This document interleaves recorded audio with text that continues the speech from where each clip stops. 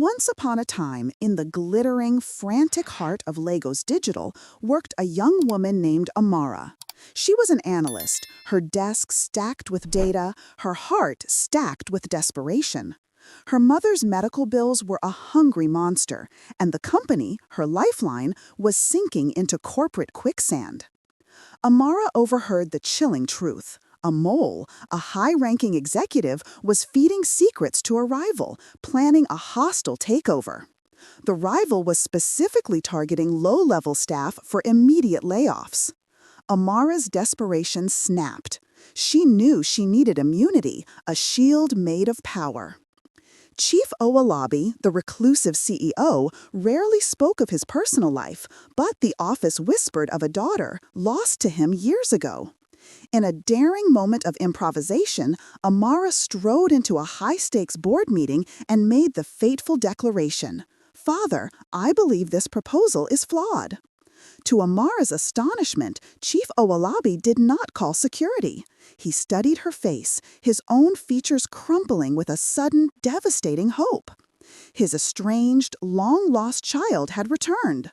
"Amara," he whispered, a name he hadn't spoken aloud in decades. The lie had taken root. She was instantly elevated, a plush office, a secure ID, and a seat at the table. But the cost was heavy.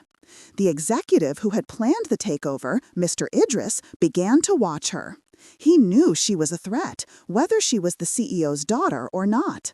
His suspicion felt like cold air on her neck. Amara had another reason for her lie, a motive buried in 2 decades of silence. Her mother, once a promising analyst at the company, was unjustly disgraced and driven out, a betrayal that led to a crippling illness. Amara's revenge was not for the money, but for her mother's name. To prove her loyalty to her father, Amara focused on finding the mole. Digging through old digital archives, she found a cryptic phrase hidden in the code of her mother's final project, "Asheshesin." It was a rare, old Yoruba phrase meaning newly arrived deception. Asheshesin was the name of a long-ago failed subsidiary of Lagos Digital, shut down after an embezzlement scandal that led to her mother's disgrace. Amara knew the current corporate rot had roots in the past. She had to link the new mole to the old crime. Chief Owolabi confirmed her suspicion. "That was my biggest mistake, Amara. The mole escaped. My original daughter, she was lost to me in the chaos of that time." He sighed.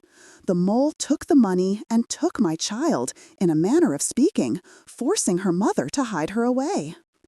The next day, a package arrived on Amara's desk, an old, beautifully carved wooden Yoruba mask. Inside was a note, "Stop digging in the soil you did not till." The threat was clear, and it was deeply personal, referencing the traditional concept of ancestral ownership.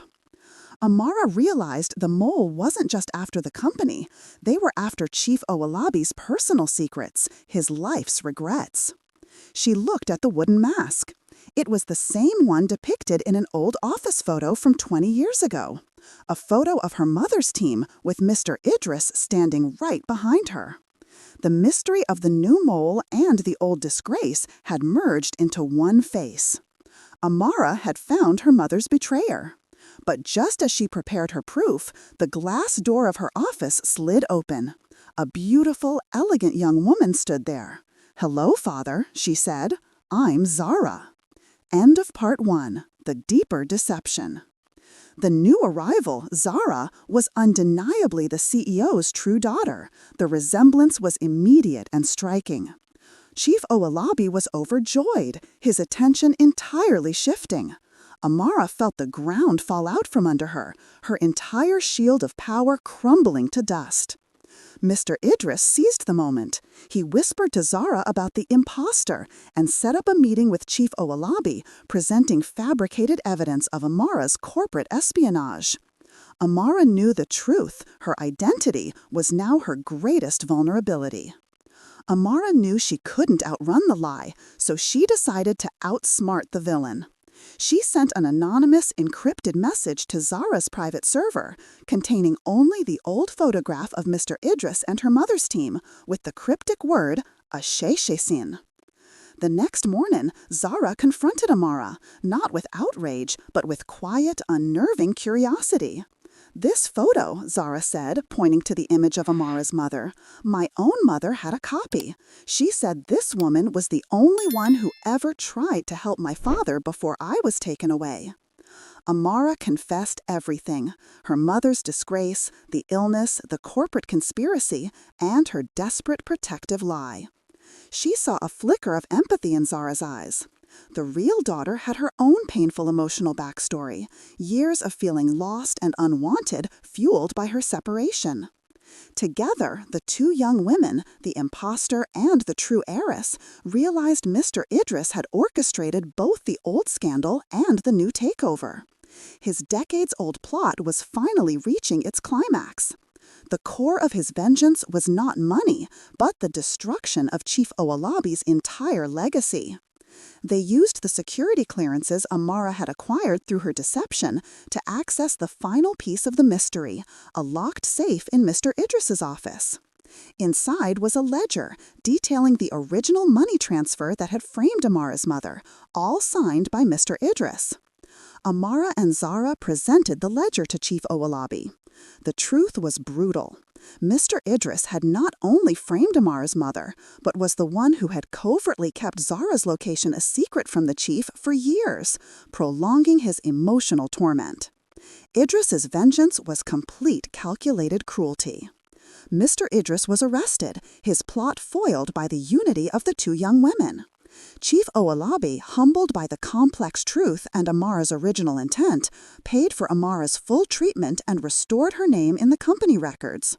Amara's vengeance was achieved, not through harm, but through justice and truth. Amara left the company, her mission complete. She was no longer the CEO's daughter, but she was free. Zara and she, bound by the shared mystery and their father's old pain, parted as sisters in spirit. The lie had exposed the truth, and the vengeance had led to healing.